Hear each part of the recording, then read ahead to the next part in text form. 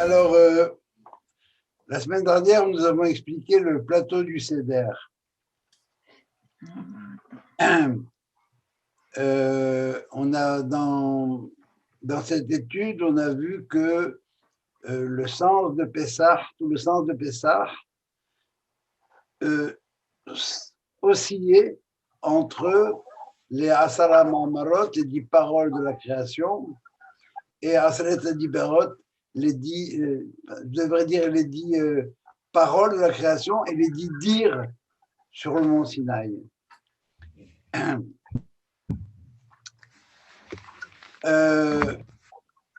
propos d'une remarque qui avait été faite, on m'avait fait remarquer que la création était faite par la parole. Effectivement, la parole, ça se dit d'abord, Vayomer Hashem ou Vaidaber Hashem. Alors la parole, c'est le dibour, la parole comme telle. Et la chose, eh bien, ça se dit aussi d'abord. Une parole, c'est d'abord, et une chose, c'est d'abord. Autrement dit, il y a un lien. Chacune des choses qu'on voit dans ce monde-ci, c'est la manifestation concrète. S'il y a du bruit autour de vous, essayez de vous mettre sur mute, ce sera plus facile pour tout le monde. Je répète, tout ce qu'on avait, la parole, c'est d'abord, et puis la chose, c'est d'abord. Chaque chose qu'on voit, c'est la manifestation d'une parole. Choses et paroles sont égales. Je voudrais terminer cette analyse-là en faisant remarquer la chose suivante. Après chacun des jours de la création, des moments de la création, il est écrit Vayi Erev, Vayi Boker, Yom Sheni. Il fut nuit, il fut matin, jour 2, jour 3, Yom Shelishi. Et quand on arrive au 6e jour, c'est-à-dire à la fin du processus de la création, il est écrit Vayi Erev, Vayi Boker, Yom Hashishi. C'est comme ça qu'on commence le petit douche. Pas jour 6, mais le 6e jour. Les Chachamim font la remarque suivante, ils disent, ça veut dire quoi Yom Hashishi? Eh bien, c'est en référence au 6e jour, le 6e jour, lequel? Du mois de Sivan. Le jour où Israël a accepté la Torah. Ça veut dire que le but de la création, si vous voulez, eh bien, c'est l'acceptation de la parole divine, de la parole libératrice, de la parole comme telle, celle qu'on va avoir sur le mont Sinaï. C'est pour ça qu'il écrit Yom HaShishi, le 6e. Tout ce que j'ai créé, moi, Dieu, ici, c'est en vue de quoi? Tout ce que j'ai créé dans ce qu'on appelle le dogme, toute la parole dogmatique comme telle, eh bien, elle était nécessaire, mais elle ne suffit pas. Elle se dirige vers ce qu'on va appeler la parole libératrice, les Rasalet Adiverot. Et c'est pour ça qu'on dit que les tables ont été gravées, Harut al-Luhot, gravées dans la pierre, et le Harimis ne dit pas gravées dans la pierre. Les Harut, ça s'écrit de la même manière, c'est celle-là qui va vraiment te libérer. Ça va jusque-là? Alors, si vous voulez, une dernière phrase pour passer encore une fois du dogme à la liberté. Eh bien, la dernière chose que je voudrais dire, c'est que qu'est-ce qu'on mange à Pessah? Pessah, matzah ou maror, du pain non levé, des herbes, et puis de la viande grillée. Ça, c'est le repas du premier homme. Même s'il n'avait pas droit à la viande. Mais par la suite, après l'histoire de Noé, voilà ce qui s'est produit. Voilà. Alors ça, c'est pour résumer rapidement ce qu'on avait vu la semaine dernière. Est-ce que vous auriez des questions par rapport à ça? S'il n'y a pas de questions, on va démarrer tout de suite sur le vin. Oui, j'ai une question. Go. Tu as dit Yom HaShishi, mais les tables de la loi n'ont pas été proclamées le 6e jour. Ils ont été proclamés le 6e jour du mois de Sivan. C'est ça ce qu'on dit. Yom HaShishi fait référence aussi. Ah, c'est pour Sivan. Le fameux, quel 6e jour tu connais dans ton histoire, c'est ça du mois de Sivan. En fait, ça n'a pas été programmé le 6, mais le 7. Bref, c'est un autre problème qu'on verra peut-être pour Shavuot. Ça va? Alors, Hashishi, c'est en référence au celui qui était ici, Shishi comme tel. Alors voilà, selon la Torah, la mitzvah caractéristique de Pessah, c'est la matzah. Par la suite, pour les 7 jours, mais avant Pessah, rappelez-vous, Hag Pessah, c'est pas le dimanche dans 3 semaines. Hag Pessah, c'est le sacrifice pascal. Et il s'arrête à la tombée de la nuit. On en mange pendant la nuit, c'est vrai. Mais le lendemain, c'est plus Pessah. C'est Hag HaMatzot, qui dure 7 jours. Alors, les Chachamim ont institué, à part la caractéristique centrale de Pessah, qui est la matzah, de boire du vin. Et comme une obligation des coupes de vin, pour bien marquer quelle doit être notre conception à nous de la sortie d'Égypte et quelle doit être l'orientation de la liberté. Alors, ce qu'on va essayer d'étudier ce soir, si vous voulez, c'est quel sens donner à cette décision des Chachamim, pourquoi du vin comme tel. Et ils ont tellement insisté là-dessus que ils disent qu'ils ont institué 2 berachot particulières sur les 2 coupes de vin supplémentaires qu'on va boire à Pessah. Rappelez-vous, tous les Shabbats, par exemple, on fait le Kiddush, et après Birkat Hamazon, on boit une 2e coupe de vin. Ça, c'est pour toutes les fêtes et les Shabbatot. Mais là, on a 2 coupes supplémentaires. Les Chachamim ont dit, voilà, on va instituer 2 berachot particulières pour ces coupes-là. Et non seulement ça, une disposition complètement dingue, on ne comprend pas, et c'est celle-là qui va nous donner la clé du pourquoi les Chachamim ont institué ça. Ils ont dit, voilà, si tu veux boire entre la première et la 2e coupe, tu peux boire. Si tu veux boire entre la 2e et la 3e, tu peux boire. Mais entre la 3e et la 4e, tu ne peux pas boire. Pourquoi? Parce que tu risques de te saouler et tu ne pourras pas dire le Hallel. Waouh! La 3e coupe, rappelez-vous, c'est celle de Birkat Hamazon, et la 4e, c'est celle du Hallel, à la fin du Hallel. Alors, tu ne bois pas, tu risques de te saouler. On est vraiment d'où ça sort, là.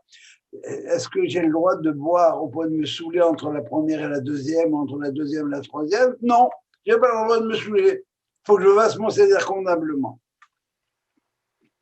Et par conséquent, les Chachamim ont voulu fonder cette obligation dans la Torah. Alors, pour pouvoir comprendre comment est-ce qu'ils l'ont fondée, on doit se référer au début de l'exil, à l'annonce de l'exil. L'annonce de l'exil a été faite à Abraham, dans ce qu'on appelle la vision, l'alliance entre les morceaux, et voilà ce qu'elle dit. Il y a 2 Teda, il faut que tu saches, toi, Abraham, qui ger yeye zalacha be'eres lolaem, que ta descendance sera étrangère dans un pays qui n'est pas le leur. Je crois que j'ai déjà expliqué ça une fois, non? Si je suis étranger, c'est que le pays n'est pas le mien. Mais en fin de compte, c'est ce que nous dit le texte. Nous dit, voilà, ça va être un pays où même le pays n'appartient pas à ses habitants. Une terre, tu vas être étranger dans une terre qui n'est pas la leur. Ça fait penser à quoi? Ça fait penser à l'Égypte. Parce que Joseph avait vendu racheté pour le compte du pharaon toutes les terres. Et c'est ce qu'on a retrouvé par la suite dans tous les impérialismes. En Russie, les gens n'avaient pas de possession de terre. Ils n'avaient rien du tout. dans tous les impérialismes, on a ce genre de choses. L'homme ne possède rien et c'est l'État qui possède tout. Alors, première dimension, tu vas être étranger. Deuxième dimension, va avadoum. Et dans ce pays-là, ils vont être asservis. Avadoum, vous entendez le mot Eved, esclave. Va avadoum, ve'inou otam. Et là, on va avoir le mot inou. Inou, c'est l'oppression. L'oppression avec un O majuscule. Je laisse la suite pour l'instant. Cette analyse, cette séquence, pardon, étranger, esclave et oppression, eh bien, c'est ça qu'on a connu, c'est celle qu'Israël a connue à travers son histoire. D'abord, on était guerre, on était étranger. Alors, on avait ce qu'on appelle chez nous, dans les pays arabes, on appelait ça les dhimmis, mais avec le nazisme, eh bien, ça s'appelait porter une étoile jaune. Un statut des Juifs. Deuxième étape, après ça, on l'a encore de triste mémoire, va avadoum, on les a asservis. Qu'est-ce qu'on a fait? Eh bien, on les a envoyés dans des camps de concentration, dans ce qu'on appelle des camps de travail. Ve'inou otam. Et nous, c'est, encore une fois, c'est l'oppression, la torture, les persécutions, jusqu'à la solution finale. Et on est témoin, on a été témoin. On était pas né ou beaucoup plus jeune à l'époque, mais on sait comment ça s'est produit. On a commencé à atteindre la personnalité du juif. Tu es pas chez toi. Alors fais attention, porte l'étoile jaune.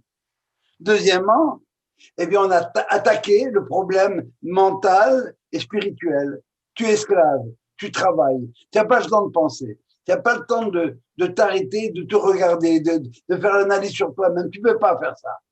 Quand tu travailles, et c'était la méthode nazie, c'est comme ça qu'on explique que le peu d'îlots de résistance, l'individu n'existe plus. Il rentre chez lui et puis il est juste capoute. Il veut juste dormir.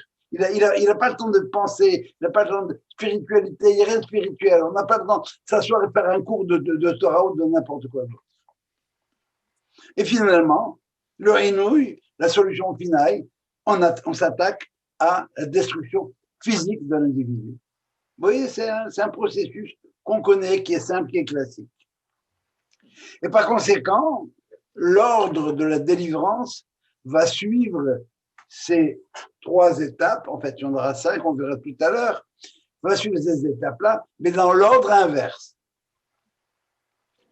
Alors, c'est écrit dans la Torah, lorsque Moïse est allé se plaindre à Dieu du fait qu'après la visite chez Pharaon, au lieu d'emmieuter, ça rempironne, comme on dit chez nous, les choses vont de mal en pis.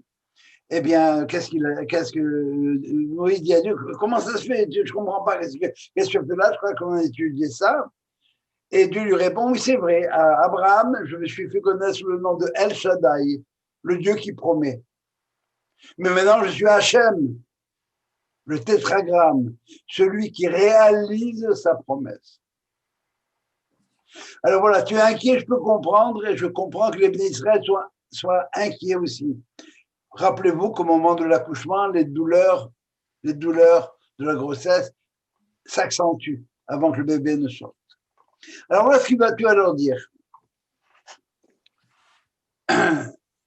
Vehotseti etrem mitachat siblot mitzraim. Je le ferai sortir de dessous les chars de l'Égypte. Mais ciblot, c'est quelque chose qui est à la limite du supportable, qui est de l'ordre de l'insupportable. En hébreu, on va dire, le Cholisbol disait, je ne peux pas supporter ce genre de choses-là. Je ne peux pas. C'est trop. Et puis, il dit, les chambres à gaz, c'est trop. Mais au Tseti, je vais les faire sortir sous les chars de l'Égypte. Ça veut dire que je vais quelque part les libérer physiquement, ils vont rester en vie. Je vais les délivrer de leur certitude. Ça, c'était les camps de travail.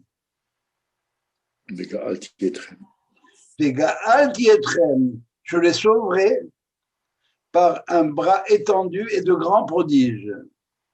Le bras étendu, c'est le bras qui frappe.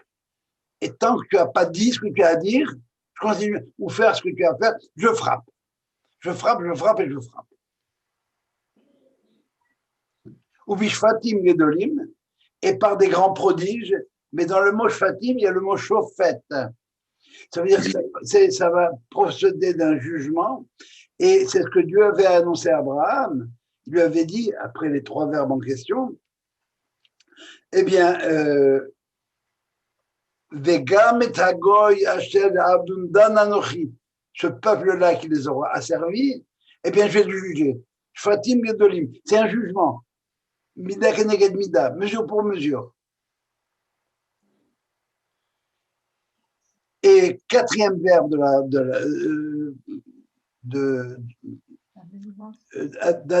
du CDR. De l'annonce, c'est trop rapide, de l'annonce à Moïse, à Israël, c'est quoi?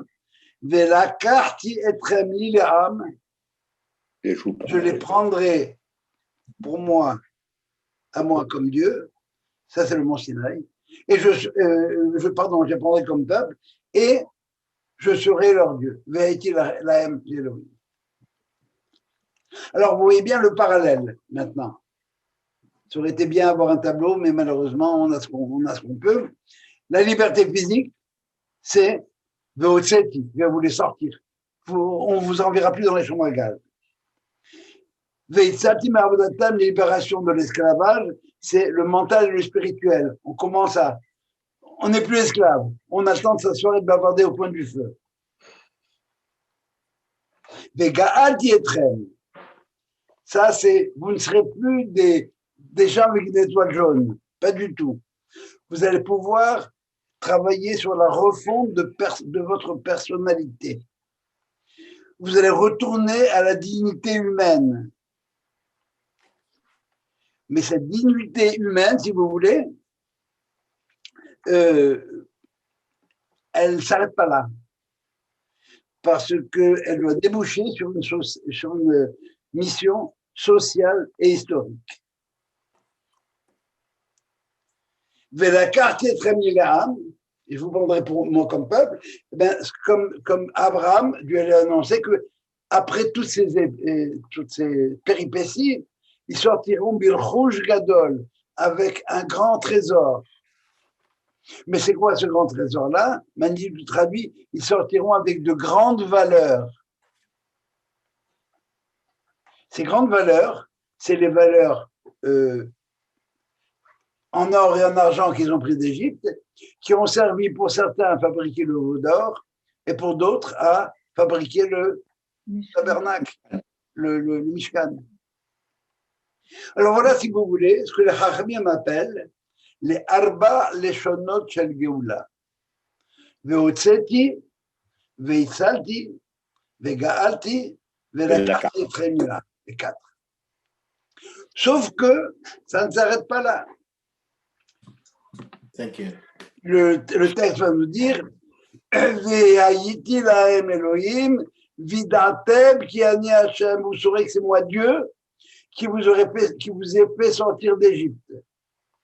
Et maintenant, la Torah continue, toujours dans l'annonce faite à Moïse au Israël, dit Heveti el haaretz Hashem nishbati lavotam. Je vous amènerai où? Eh bien, au pays que j'ai promis à vos ancêtres de donner. Alors, la Gemara, maintenant, ça arrive et dit, c'est pas la Gemara, c'est l'Or HaChaim qui dit ça comme ça, il dit, ouais, c'est magnifique tout ça, mais j'ai un problème.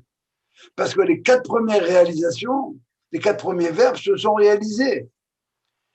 On a été libéré physiquement, on a été libéré de l'esclavage, on a une personnalité, on peut penser, etc. Tout ce que vous voudrez. Mais j'ai un problème. C'est quoi le problème? C'est que cette génération-là n'est jamais rentrée en Eretz Israël. Et par conséquent, le 5e verbe de la délivrance, eh bien, il ne s'est pas appliqué à la sortie d'Égypte. Alors, on a un problème. Où est-ce que ça ne va pas? Bien, le Rahim fait la chose suivante, c'est que, faut bien comprendre une chose, c'est qu'il y avait une condition. Je vous prendrai comme peuple et je serai votre Dieu. Ça veut dire vous accepterez que je sois votre Dieu qui vous a fait sortir d'Égypte. Et tant que tu n'as pas compris que c'est Dieu qui t'a fait sortir d'Égypte, tu ne peux pas aller dans ton pays parce que tu ne sauras pas quoi y faire. C'est pas Ben Gurion, c'est pas Herzl qui t'ont donné le pays d'Israël. Ils n'ont été que des agents, que des intermédiaires. Tout comme Moshe Rabbeinu était un intermédiaire pour faire sortir les Bnei Israël d'Égypte. Or, ces Bnei Israël-là, ils n'ont pas cru que c'était Dieu qui les avait fait sortir d'Égypte. La preuve, c'est que quand Moïse les a envoyés, eh bien, ils ont dit non, on veut pas. On veut pas parce que apparemment c'est une affaire d'homme. Et Dieu n'intervient pas dans cette histoire-là. Or, si tu penses que Dieu n'intervient pas, tu ne peux rien faire en Israël. L'argument de Caleb, qui faisait partie des 2 dissidents, il y avait 2 dissidents, Caleb et Josué, qui étaient contre les 10 autres explorateurs qui ne voulaient pas aller en Israël, leur a dit, qu'est-ce que vous en avez après ce Moïse-là? Est-ce que c'est pas lui qui nous a ouvert la mer Rouge? Est-ce que il a ouvert la mer pour qu'on puisse passer? C'est lui, comme tel, qui nous a donné la manne, qui nous a donné de l'eau potable à boire. S'il nous demandait de faire des échelles pour monter au ciel, on les ferait. C'est quoi cette idée d'échelle pour monter au ciel? Mais rappelez-vous que quand on va en Israël, qu'est-ce qu'on fait? C'est comment ça s'appelle? On fait ça à Aliyah. On monte. D'où l'idée des échelles. On ne va pas conquérir un pays pour faire ce que les autres font de leur conquête. On va dans une terre pour construire des échelles et faire en sorte que la terre et le ciel puissent se rejoindre. C'est pas Herzl. C'est pas Moïse qui nous a fait sortir d'Égypte. Non, c'est Dieu. Alors, quand tu auras compris ça, alors tu pourras aller dans ton pays qui va servir comme tel de tremplin pour faire ce qu'Israël fait aujourd'hui. En période de Covid, c'est Israël, c'est le leader du monde, à tous les niveaux. Et je ne parlerai que du Covid, pour le reste, vous en savez beaucoup plus que moi. Joe, on ne dit pas et de toi et Dieu t'aidera. Donc l'homme fait et Dieu l'accompagne. Absolument. Mais à quel moment tu pourras t'aider? À quel moment tu pourras vraiment embarquer dans une aventure aussi folle que d'aller en Israël quand tu sais combien de pays arabes tu as autour qui veulent le massacrer? C'est quand tu sais qu'il y a Dieu derrière toi. Si tu y crois. Ça va? Quand on dit que c'est Salomon qui a construit le 2e temple, c'est bien clair que Salomon n'a jamais pris une truelle pour mettre une brique dans le temple là. Mais il l'a fait faire par d'autres. Et par conséquent, le temple n'est pas descendu du tout, construit pas du tout. Il fallait le construire, autrement ça marchait pas. Et en Égypte, si tu ne faisais pas le sacrifice pascal, tu faisais pas ce qu'il y avait à faire, eh bien, il n'y avait pas écrit sens interdit pour l'ange de la mort. Ça va, Loulou? C'est clair? Okay. Ça veut dire que n'attends pas que Dieu vienne te chercher avec ses mains. On a raconté la blague de l'hélicoptère, du bateau. Tu vas être guidé par Dieu, c'est à toi de faire. Absolument. Si tu y crois, ben c'est comme ça qu'il faut faire. Alors, maintenant, la cinquième coupe, à quel verbe elle se réfère? Eh bien, à ce cinquième verbe, je vous amènerai dans le pays. Tant que Israël était sur sa terre, au moins jusqu'à la destruction du premier temple, et même pendant le deuxième temple, on était sur notre terre, les gens buvaient cette cinquième coupe-là. Vous avez bien compris que les 4 coupes, c'est les 4 verbes. Maintenant, il y a un cinquième verbe par rapport à une cinquième coupe. Qu'est-ce qu'on fait, nous? On met la coupe de Eliyahu Hanabi. Parce qu'il n'y a que le Messie qui va pouvoir nous libérer de ça.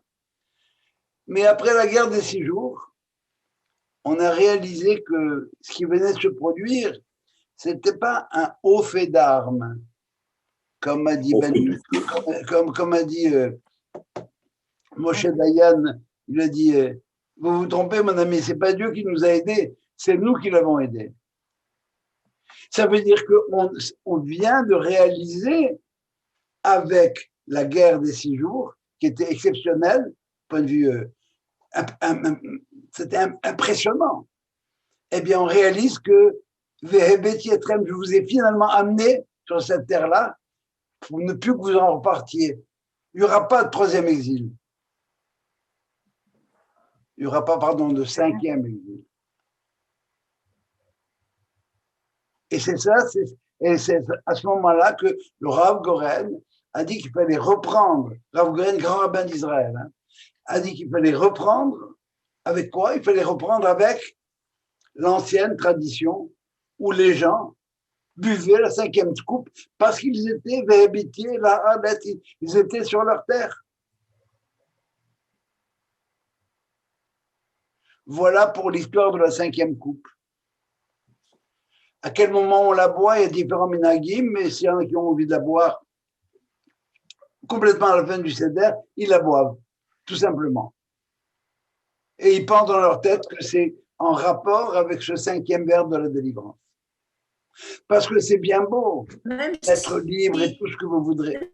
Si on n'est pas en Israël. Pardon, j'entends mal. Quelqu'un a posé une question. Il faut vous manifester. Il faut vous démuter si vous voulez poser la question. Oui, même si on n'est pas en Israël. Pourquoi? Parce qu'aujourd'hui, on se considère comme étant la diaspora d'Israël. On n'est plus dans l'exil du deuxième temple, dans la destruction du deuxième temple. On est dans la diaspora de la terre d'Israël qui existe maintenant. C'est un sujet important, ça. Il faut bien comprendre cette chose-là. Donc, le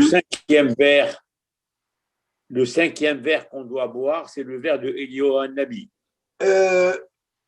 Oui, et il n'y a pas tellement de détails par rapport à ça.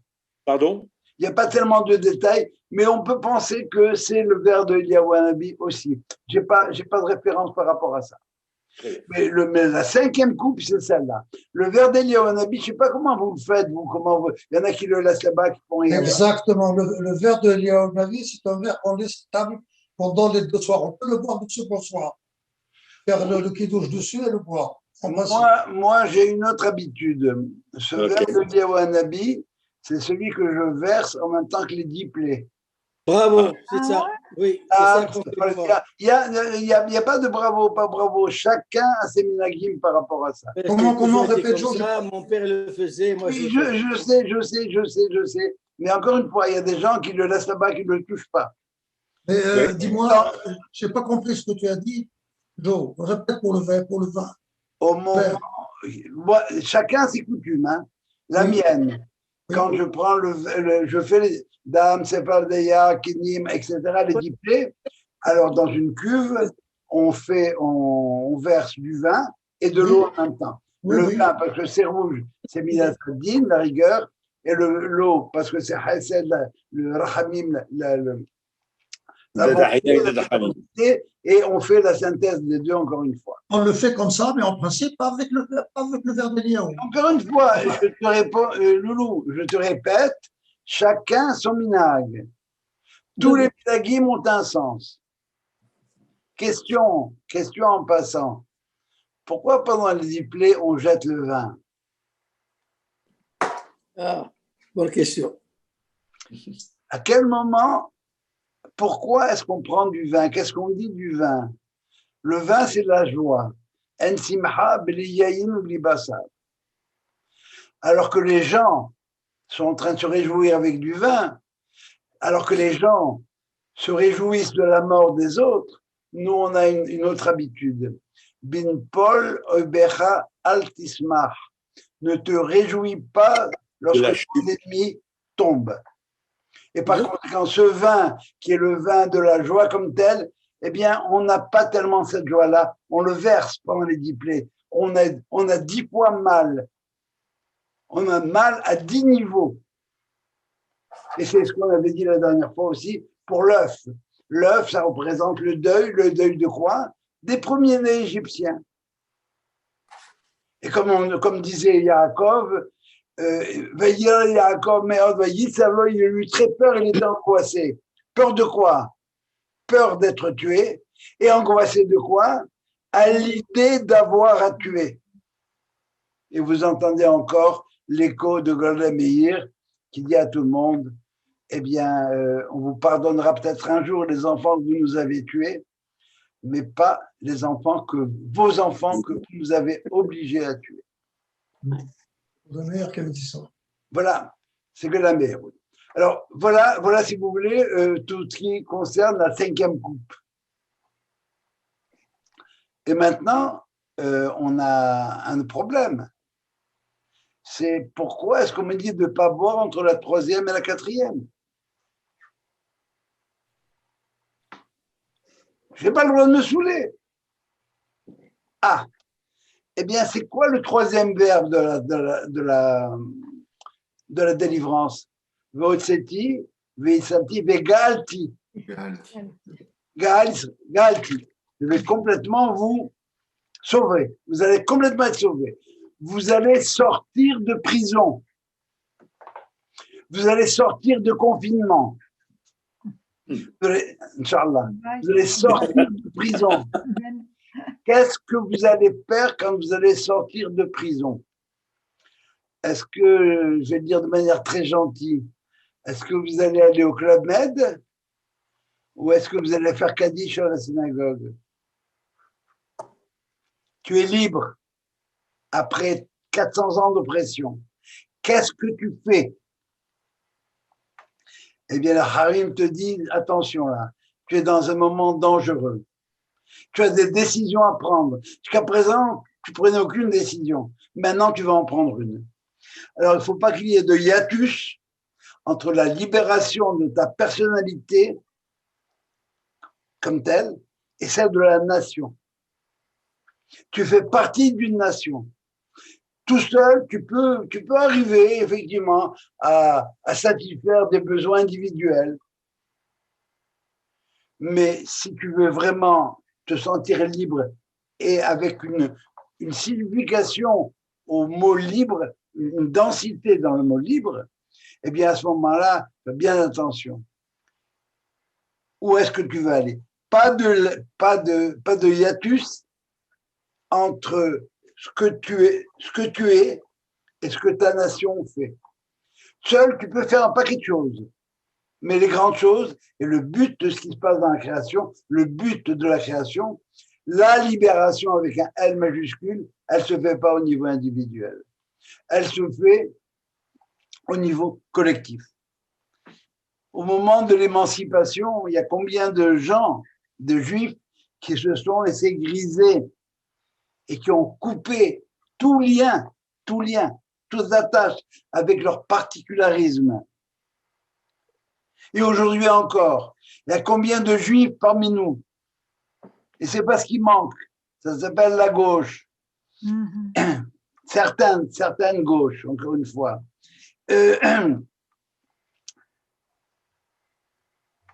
Qui s'énivrent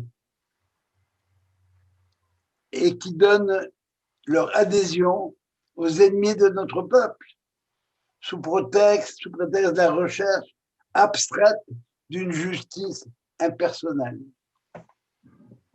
La quatrième coupe, c'est la condition indispensable à la libération totale de la personne comme telle. Et ce lien entre la troisième et la quatrième, sans interruption, attention, la Gemara, elle sait ce qu'elle dit. Vous allez vous enivrer. Vous allez penser à d'autres choses. Vous allez être grisé par l'alcool. Il n'y a pas de séparation entre les deux. C'est un moment délicat. Tu sors de prison. Où tu vas? Et qu'est-ce que tu fais? Parce qu'en prison, tu n'as pas eu tellement le temps de réfléchir. Mais tu as vu des choses, tu as vu la mer s'ouvrir, tu as vu plein de choses. Alors, branche-toi. Branche-toi. Et cette quatrième, le lien, entre la troisième et la quatrième coupe, où est-ce qu'on la retrouve? Dans une mitzvah particulière, qui est quoi? J'écoute? Non, il faut. Tu es mieux, Laura, je n'entends pas. Dans quelle mitzvah on la retrouve? Voyons. Je sais. Dans la mitzvah du Homer. Ah, Le compte du Homer. On compte chaque jour 1, 2, 3, 4, 5. Qu'arrivé à la 5e, 49e, quand on a atteint, on est remonté les 49 niveaux comme tel, alors là, on arrive à Shavuot. La date de Shavuot n'est pas écrite dans la Torah. La date de Shavuot dans la Torah, ça s'appelle Hatzeret, la clôture de Pessah.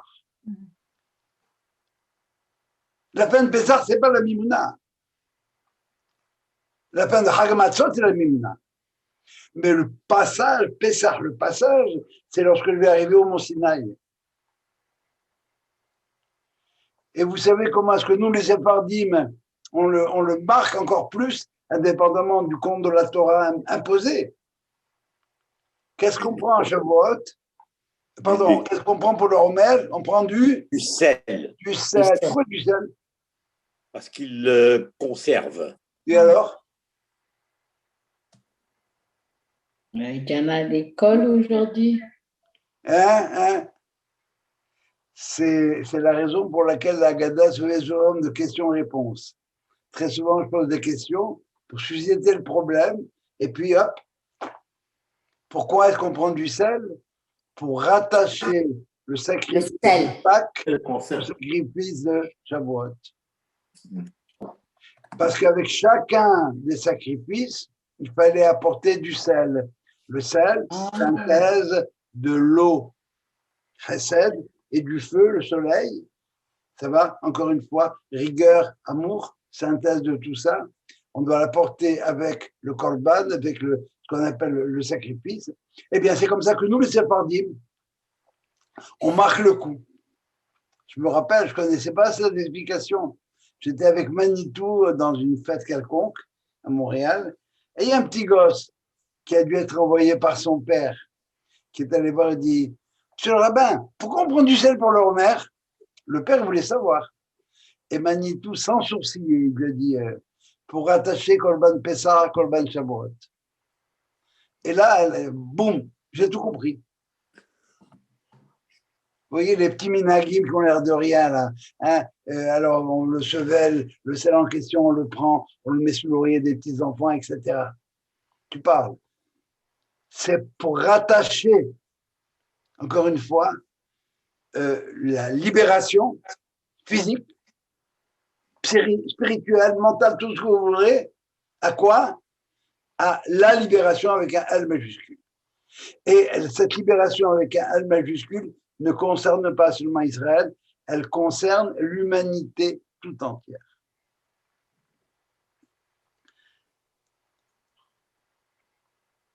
Alors, voyez-vous, dans la consommation des aliments, Pessah, Matzah ou Maror, eh bien, on se rappelle la sortie d'Égypte comme telle.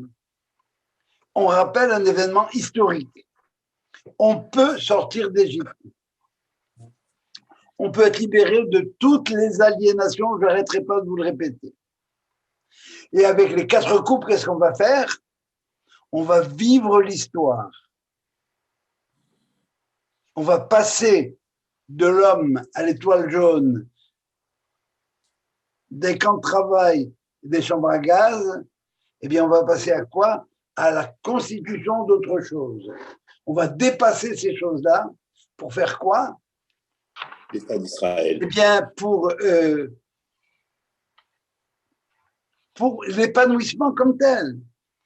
Avec les 4 coupes, on va vivre l'histoire dans et par l'histoire. C'est ça le Zechel. Je crois que c'est Moïse qui m'avait la semaine dernière demandé, je ne pouvais pas faire ça intellectuellement. Non, c'est pas intellectuel, c'est viscéral. Si tu prends ce que tu dois manger dans le Seder et que tu n'es pas accoudé, c'est-à-dire quasiment à l'horizontale, Maïmonide te dit, tu dois recommencer ce que tu as fait. C'est pas intellectuel. C'est dans l'existence que tu dois vivre. C'est pas dans la tête. C'est dans le corps. C'est ça le Zechel. Je me souviens pas. Non, j'actualise ce moment-là. Et pourquoi est-ce qu'on a pris le vin? Ça, je vous l'ai déjà dit, encore une fois. Le vin, on se sert du vin chaque fois qu'on veut faire une sanctification du temps. Alors, Kiddush, pour les fêtes, pour les Shabbatot, d'abord et avant tout. Pourquoi? Bon, alors, il connaît le secret de vieillir. Il sait se renouveler ses qualités de jour en jour. Il les améliore au fil des jours. Et puis, en fin de compte, le vin, c'est ce qu'il y avait à l'intérieur du raisin, mais que je n'avais pas encore vu. Et quand j'ai décidé de voir ce qu'il y avait à l'intérieur du raisin et d'en profiter, bien sûr, on a des jus de pommes, des jus d'abricots, des jus de ce que vous voudrez. Mais il n'y a rien qui vaut le jus de raisin. Pourquoi? Parce que j'ai su, moi, le viticulteur comme tel, travailler ce vin-là et arrêter la fermentation. Si c'est un jour trop tôt, j'ai de la piquette. Si c'est un jour trop tard, j'ai du vinaigre. Et si je sais m'arrêter quand il faut, eh bien, je vais m'éclater avec un bon vin. Le vin comme tel, si vous voulez, c'est un élément qui est quasiment de la nature. Alors, où est-ce que je le prends? Je le prends dans un coche, dans un verre. Dans un quoi? Hein? Un quoi? Coche, un verre. Ah, d'accord. Une coupe, coche. Et la valeur numérique du mot kos, c'est 86.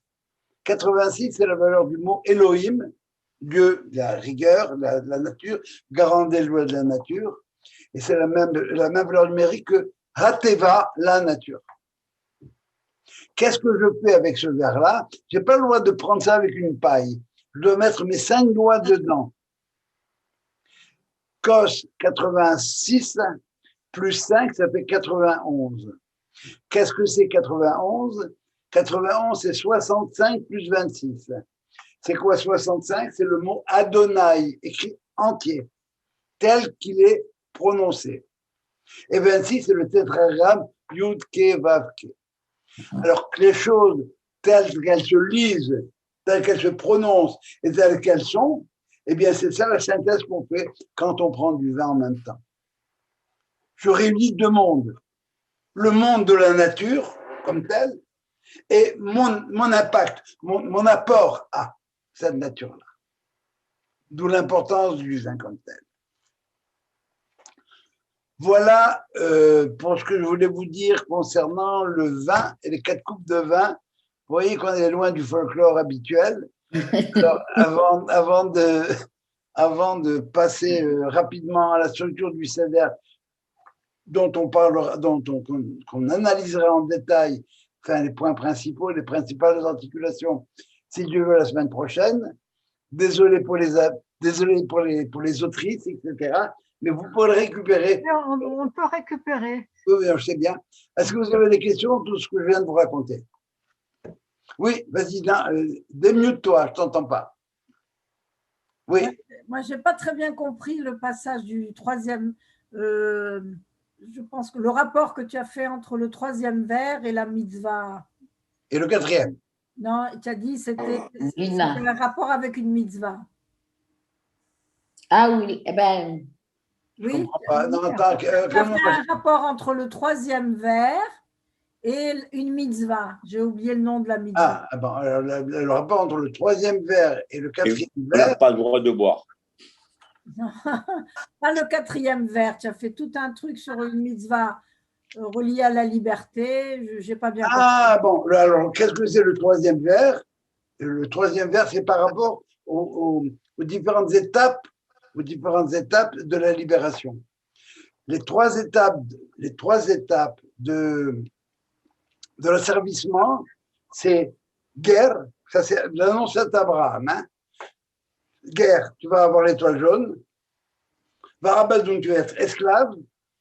Troisièmement, je vais te mettre où? Dans les chambres à gaz. Je simplifie. Ça va? Maintenant, au moment de la libération, ça suit l'ordre inverse. je sais pas. D'abord, je te sors des chambres à gaz.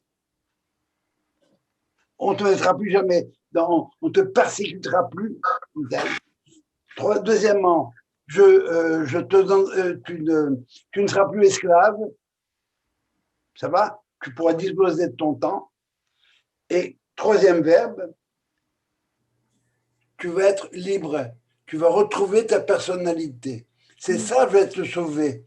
Je vais te sauver en termes de personne humaine. Ça, c'est par opposition à quoi? À guerre, à l'étoile jaune. C'est ça. Un des niveaux de la délivrance, c'est que je n'ai plus intimé, j'ai plus d'histoire, j'ai plus d'étoile jaune. C'est clair maintenant ou pas? Non, mais attends, je pense que tu avais dit, tu m'écoutes? Oui, bien sûr. Alors que la libération individuelle, elle ne passait que par la libération de la nation. Ça, c'est pour le quatrième. C'est ça, ben c'est le lien qui a fait entre Non, le troisième et le quatrième. C'est pas la question que j'ai comprise. Ah, moi je pensais Tina, troisième niveau de la libération, c'est le premier niveau d'asservissement. Premier niveau d'asservissement, tu es étranger. Voilà. Ça va? Donc, si tu es Troisième niveau, quand tu vas plus mourir, tu vas plus être esclave, tu vas plus être étranger, tu as ta carte de citoyenneté. Tu es un citoyen à part entière. Et c'est maintenant que tu deviens un citoyen à part entière que tu deviens dangereux. Pour toi-même. oui. Parce que maintenant que tu es un citoyen à part entière, qu'est-ce que tu vas faire? Tu vas aller au Mont-Sinaï ou au Club Med? Au Club Med en passant par le Mont Sinaï. Eh bien, tu diras ça à Trigano. Jo, C'est plutôt au Mont-Sinaï en passant par le Club Med, parce qu'au Club Med, tu vas te rendre compte qu'il n'est pas si maître que ça. Et c'était mieux d'aller au Mont-Sinaï. Oui. Jo, je n'arrive pas à comprendre des raisons pour lesquelles Hachem nous a dit à Abraham, ton pays, ton peuple sera étranger et il sera asservi. Alors, avant même l'existence de ce peuple, avant même la naissance des 12 tribus. Pour quelle raison? Parce que Dieu connaît deux réponses. La première, si Israël reste enfermé dans sa cellule familiale comme telle, il n'avancera pas beaucoup. L'objectif, c'est encore une fois de libérer le monde, l'univers tout entier. Si tu restes qu'en cercle fermé, tu as libéré ta famille. Big deal. C'est ça le projet de Dieu? Le projet dans la création, c'est justement de libérer l'humanité. Ça ne se fait pas one shot. On a besoin de moyens pour ça. Le moyen que Dieu a connu, que Dieu a choisi, eh bien, c'est d'aller dans les différentes nations. Vous savez, on a l'habitude de dire que l'exil, c'est la vocation des Juifs. On est le peuple de l'exil. Mais il faut bien voir une chose, c'est que cet exil d'Israël est second par rapport à l'exil de l'humanité. Où est-ce que apparaissent les 70 nations du monde? Elles apparaissent après la tour de Babel. Il y avait une unité. Tout le monde avait son dialecte particulier et tout le monde parlait l'espéranto. Un peu comme je dis tout le temps aujourd'hui, le langage informatique ou le langage mathématique, à travers le monde, tout le monde parle le même langage. Alors Israël maintenant, devant aller chercher ces nations-là, eh bien, il va être exilé chez ces nations-là. Exilé pour deux choses. Première chose, pour essayer de les éclairer d'un côté. Et deuxième chose, pour prendre exemple sur ce que ont. Chaque nation a une valeur particulière. Il n'y a pas de nation qui est complètement bidon, c'est faux. Elles ont des valeurs, il faut les chercher. Et c'est ça, les grandes valeurs. Après ça, ils sortiront avec des grandes valeurs. Et on est sorti d'Égypte avec un certain nombre de valeurs. Une d'entre elles, très simple, c'est le respect de l'étranger, du faible et du pauvre. Parce que tu as été exilé en Égypte, tu connais la condition de Dhimmi, tu connais la condition de l'étranger dans le monde. Tu veux le reproduire? Tu n'es pas à la bonne école. Israël, ça se veut être Or Lagoyim. C'est pour ça que l'emblème d'Israël, un des emblèmes d'Israël, c'est quoi? C'est là, le chant de Liel la Menorah. Pourquoi? On éclaire. On éclaire ceux qui veulent être éclairés. On éclaire tant qu'on peut et comme on peut éclairer. Mais c'est ça l'idée. J'ai répondu à ta question, Dina? Oui. Parfait. Est-ce qu'il y a d'autres questions? Oui, Sylvia. C'est ma question.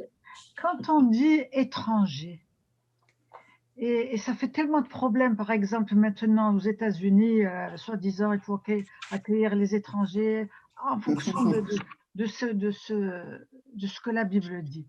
Mais il y a différentes façons, différents mots pour traduire le mot étranger. Alors, tu peux être guerre, et dans ce cas-là, on t'accepte, on t'aide, on ne te laisse pas détruire. Mais si tu es Zar ou Nechar, ça veut dire quelqu'un qui s'oppose. Attends, une seconde. On parle de. Tous ces mots-là sont traduits par étranger. Sylvia, on parle l'hébreu de la Bible, hein. On ne parle pas l'hébreu de la rue, là. Guerre, BRS, lo, lahem, dans une terre qui n'est pas la leur. Okay. Ça veut dire que tu es étranger comme tel. Tu n'es pas chez toi. Bon, alors, tu n'as pas ta citoyenneté. Et le Nechar, c'est quoi? Nechar, oui. Ceux qui. Elohé Nechar Haaretz. Comment je ne sais pas traduire Nechar comme tel. Regarde. Quelqu'un peut m'aider? Tous ces mots-là sont traduits par étranger. Oui, non, mais encore une fois. En anglais ou en français, mais il y a une différence. Et quand Josué devait rentrer en Eretz Israël, justement, il a donné le choix à les guerriers qui voulaient rester et être embarqués avec le projet d'Israël. D'accord?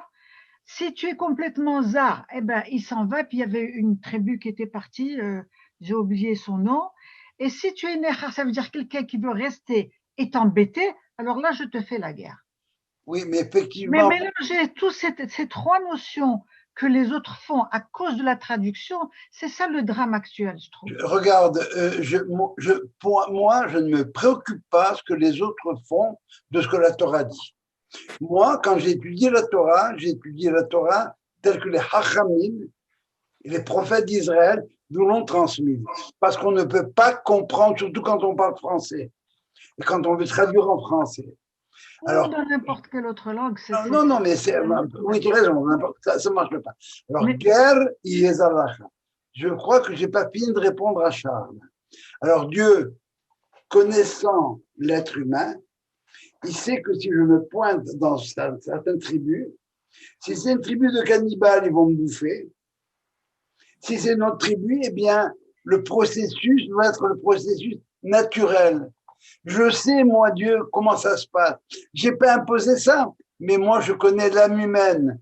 Si tu viens être étranger chez moi et que tu essaies surtout de me dire des choses, et si tu n'arrives pas vraiment à t'assimiler, pas t'assimiler, à t'émanciper dans le pays, je sais comment ça va se passer. Et il ne s'est pas trompé, le bon Dieu. Dans Shemot, ou Bnei Israël, Parou, ils ont fructifié. Vaishletsu, ils se sont Parou fructifiés, mais dans Vaishletsu, il y a le mot Sheretz dedans. Sheretz, c'est le serpent, c'est les reptiles. Vayatzmu, ils étaient très forts. Vatimale Aletzotam, ils étaient partout. Et vous les Juifs, c'est qui Dreyfus là? C'est qui ce monsieur Dreyfus en question là? Je trouve pas qu'il prend trop de place dans l'histoire. Alors on va lui régler son compte. Alors il y a différentes façons de régler le compte, mais ils sont allés overboard. Et les Hébreux et les Égyptiens. C'est pour ça qu'il a fallu l'intervention de Dieu comme tel pour les sortir de là. Je réponds maintenant à ta question, Charles. Ah, merci. Est-ce qu'il y a d'autres questions? Non. Wow. C'est magnifique, ça. On va intégrer tout ça. Tu vas intégrer tout ça et tu vas digérer tout ça le soir de Pessah. Tu crois? Ben, c'est incroyable. En tout cas, les vers de Kidou, je vais les voir d'une autre façon. C'est ça, les étapes de la liberté. De la libération. Encore une fois, on te dit, voilà, tu racontes l'histoire, tu as vu comment c'est passé dans l'histoire. Tu sais que tu peux être libéré. Maintenant, quelles sont les étapes à suivre? Et tu y arrives. Alors, le quatrième vers, tu as ta citoyenneté, mais tu n'es pas dans ton pays. C'est-à-dire comme nous, par exemple. Absolument. Absolument. Tu n'es pas dans ton pays. C'est pour ça qu'il y a un cinquième verbe. Okay. Pardon, je m'excuse. Il y a un quatrième verbe. Veotseti, veitzalti, vegaalti, troisième verbe. Troisième verbe, là, tu viens d'avoir ta citoyenneté. Et qu'est-ce que tu veux avec ta citoyenneté? Velakarti et tremigam. Vous serez mon peuple. Alors maintenant, tu as ta citoyenneté, alors tu peux adhérer au Parti québécois, tu peux être libéral, tu peux aller à la CAQ. Mais là-bas, ce qu'on te dit, c'est que tu peux adhérer aussi à quoi? Au peuple juif. Parce que si tu connais l'histoire de ce peuple et sa raison d'être, tu sais que ce peuple-là, il est fait pour aller quelque part et faire des échelles pour monter au ciel, pour relier le ciel et la terre. Ça va? Alors, tu embarques avec ce peuple-là. Est-ce que dans ce peuple-là, on est simplement des religieux idéalistes qui ne croient pas qu'aujourd'hui la terre d'Israël est la terre promise? Et il y en a. Vous en avez un paquet. Ils sont allés voir Ahmadinejad et ils vont parler de lui. Et quand on fait des défilés pour Yom Ha'atzmaut, ils sont là, ils ont leur redingote noire, ils sont dans un petit coin pour dire non, on n'est pas d'accord. Alors, quand tu auras compris cette chose-là, que la terre où tu vas aller, c'est Dieu qui te l'a donnée, il ne te l'a pas donné cadeau comme ça, il te l'a donné parce que tu as une job à faire là-bas dedans, rappelle-toi à l'échelle. Ça va? C'est clair, Alain, ou pas? Oui. D'autres questions? Je reviens sur la question que tout à l'heure où tu disais que c'est Dieu qui a, ce n'est pas l'homme qui a conquis Israël, c'est Dieu qui l'a donné. Oui, je suis d'accord que ce soit Dieu qui l'a donné, mais c'est l'homme qui a pris la décision. Dans le cas de Moïse, Dieu lui a ordonné d'aller sortir les Juifs d'Égypte. Dans le cas d'Israël, ce sont les hommes qui ont pris la décision d'aller conquérir Israël. Effectivement, ce sont des gens qui ont cru, à partir de tout ce qu'ils ont vu comme exploit de Dieu, les 10 miracles, les 10 plaies d'Égypte, qui étaient 10 plaies pour l'Égypte et 10 miracles pour le Israël, et ils ont dit, bon ben, il y a quelque chose au-dessus. Alors on va suivre ça. Tu sais, il y a un verset dans le livre de Devarim qui dit la chose suivante. Il dit, Ve'amarta, et tu diras, Kohi ve'otzem yadi, c'est ma force et la puissance de mes mains, Asali et Tahaï Lazé, qui m'a fait cette vie que j'ai magnifique devant moi. Et habituellement, vous avez toute une lecture de certains rabbins qui vont vous dire, surtout, fais attention, ne va pas dire cette chose-là. Mais c'est pas ce qui est écrit. Tu diras, c'est ma force, c'est grâce à moi que j'ai fait. Je suis pas un de pique. Je sais pas pourquoi on dit de pique, on devrait dire de trèfle en fin de compte. Mais ça va, c'est que j'oublie la suite du verset. Mais tu te souviendras que c'est Dieu qui t'a donné la force de le faire.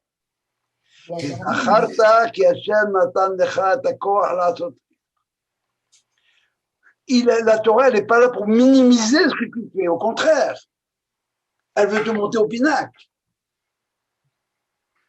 Mais rappelle-toi, tu n'es pas dans une société indépendante. Tu n'es pas tout seul là-dedans.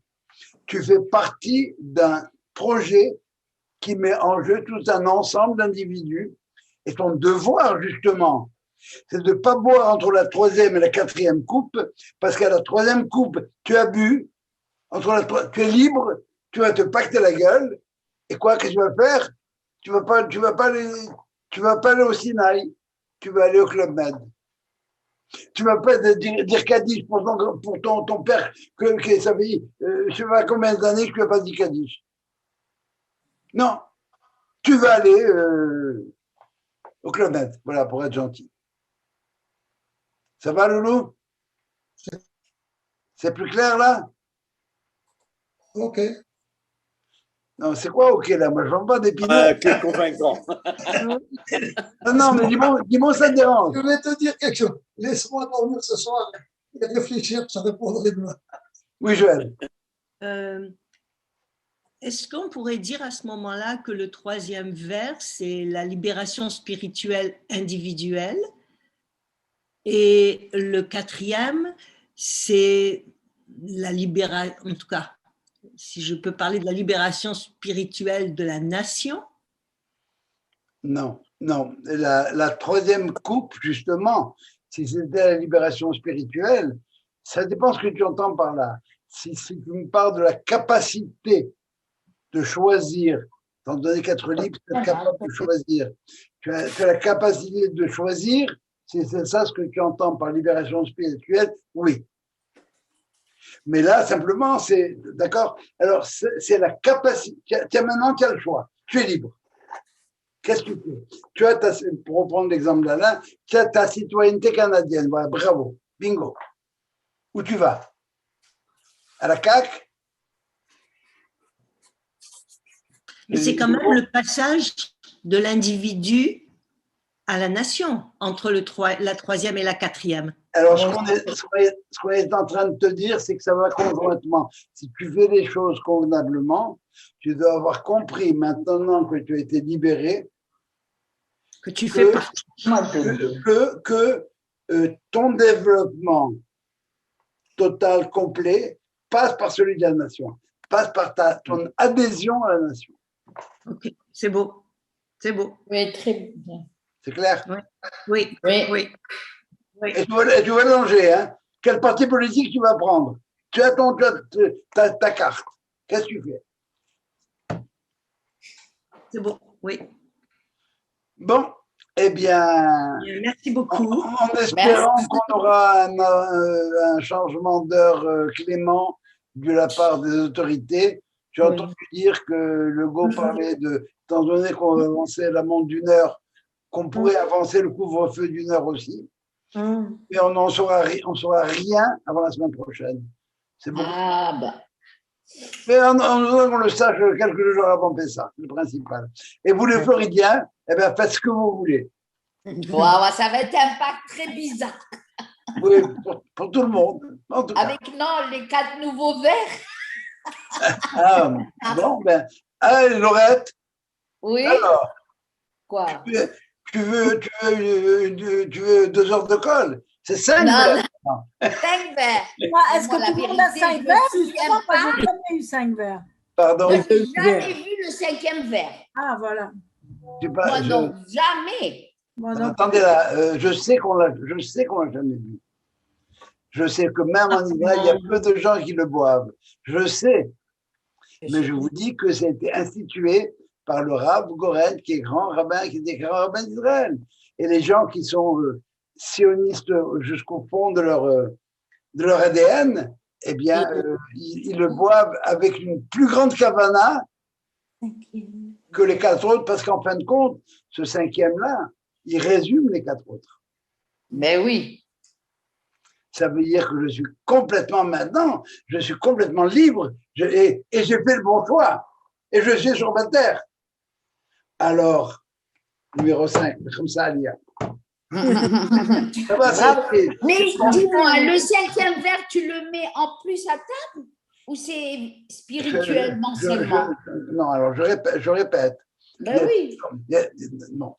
De tout temps, avant 48, au Maroc, nos ancêtres, ils avaient le 5e verre qu'on appelle le verre de Eliaou Hanabi.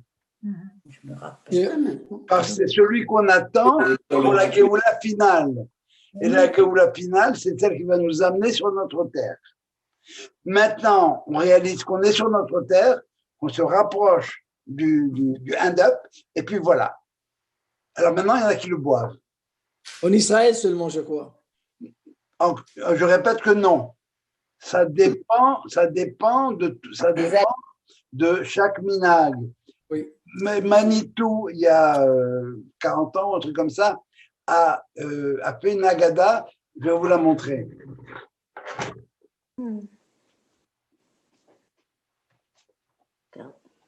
Il a une Haggadah d'il y a 40 ans. Vous la voyez? Oh là là! La agada de la 5e coupe. Wow. C'est un chef-d'œuvre parce qu'il y a des illustrations de Moretti. Vous voulez que je vous montre les illustrations de Moretti? Il avait un très beau Moïse. Bon, voilà par exemple l'explosion. Oh, aïe, aïe, qu'est-ce que c'est beau. C'est vraiment, vous pouvez googler Agada de Moretti, Agada de la 5e coupe. C'est remarquable et c'est Manitou qui a fait la traduction de la Haggadah. Et c'est lui qui traduit Gadol, sortiront avec de grandes richesses, et Manitou traduit non, avec des grandes valeurs. Mm-hmm. Vous l'avez jamais vu cette Haggadah? Vous l'avez jamais vu? Non. Non, non. Elle est magnifique. Elle est à 150 € sur Amazon. C'est jeune, là. Bon, eh bien, voilà, vous savez. Peut-être que vous pouvez la downloader quelque part, j'en sais rien. Peut-être en En tout Israël. cas, si quelqu'un va faire des photocopies, je peux lui prêter ma Haggadah pour un moment. Alors voilà, je crois que le chidouche de ce soir, je l'ai trouvé tout à l'heure en vous parlant, c'est que la 5e coupe récapitule les 4 autres. Parce qu'en fait, tout ça pour ça. Le prochain cours, tu m'entends? Oui. Le prochain cours, je vais te présenter des Haggadot que j'ai reçus d'Israël. 4 différentes Haggadot. Ce sont des petites merveilles. Avec plaisir, bien sûr, bien sûr. Le prochain cours, ce qu'on fait, je vous dis tout de suite, les 2 cours qui restent, je donne une structure du CEDER, je pensais le faire ce soir, mais bon, on a parlé d'autre chose, et je vais rentrer dans certains passages clés du CEDER, de façon qu'on puisse comprendre qu'est-ce qu'on est en train de faire. Parce qu'on lit, mais où est la logique? Il n'y a pas de logique. Et je vous montrerai quelle est la logique. Et je commencerai probablement pour vous montrer en quoi est-ce que la matzah, c'est le pain de la liberté. Quand vous mangez de la matzah, vous mangez de la liberté. Pourquoi? Vous le saurez si vous êtes présent la semaine prochaine. Jo, c'est pour ça que tu la manges toute l'année. C'est ça que je lui avais lui dire. Oui. C'est vrai. Attends, ce que tu dis, Laurette, non, c'est pas pour ça que je mange toute l'année. Moi, je mange toute l'année parce que mais même si je la mange toute l'année, elle n'a pas le même impact que celle qu'elle doit avoir au moment de Pessah. C'est pas le wrong timing, c'est pas le meilleur moment pour penser à la liberté. Ah.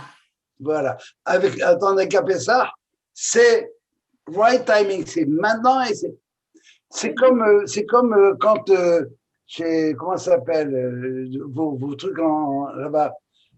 C'est comme chez Aldrin quand ils font des spéciaux. Il y a la période du spécial. Là, tu peux avoir ce que tu veux à prix réduit. Et bien, alors, il y a les périodes du spécial de la liberté, c'est ça. Et après, c'est plus la même chose. Alors, il faut faire une boulimie de liberté. Il faut absolument. Il faut d'abord commencer par enlever le Hametz. Ah, oui. Tu vas chez Aldrin Froome, tu lui rends ce que tu lui as acheté l'année dernière. C'est des temps spécial. Et maintenant, tu vas et tu achètes des nouvelles choses comme il faut. Voilà, allez.